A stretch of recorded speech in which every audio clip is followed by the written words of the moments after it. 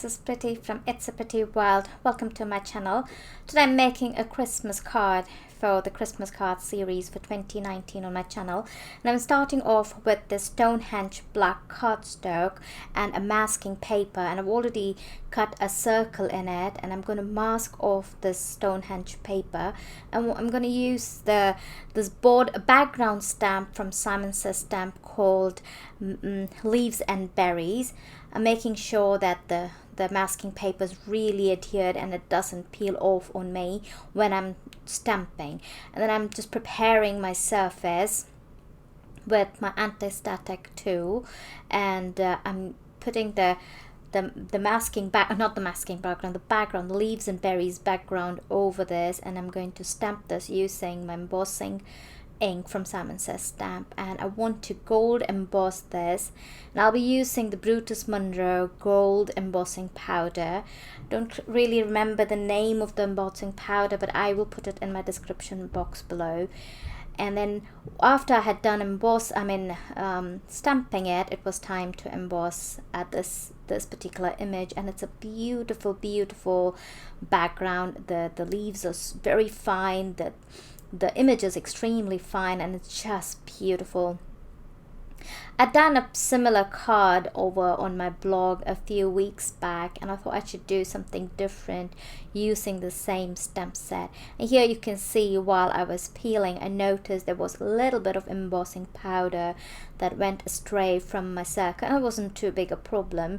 I just took my sand eraser and just erased it, and it was gone. It was still there, but eventually you will see it wouldn't be seen much. And then I took the Pearlescent Finetec colors, and I wanted to color my image, and I just wet the image down, and then I started to color. I'll leave you with my coloring, and I'll catch you once I'm done with all my coloring.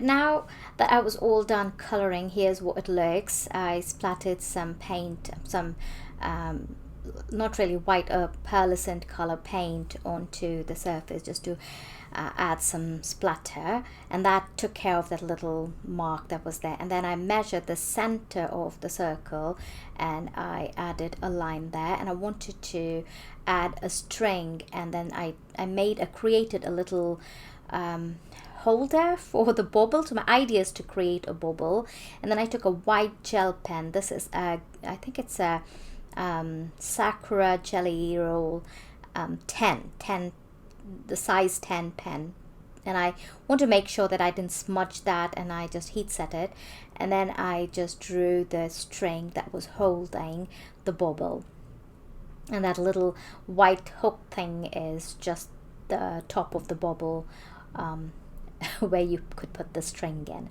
And then I kept it aside to dry, and I took this stamp set. It's called the Holiday Greeting Mix 1, and I took this greeting which says Season's Greeting, and I stamped it onto a red cardstock twice, and oops, there you go. When I opened the embossing powder, it just splattered over me, and then I had to just clean up the surface. Anyway, I stamped this sentiment twice onto this red cardstock because I wanted to see if the white embossing or the gold embossing would look good, and that was the reason.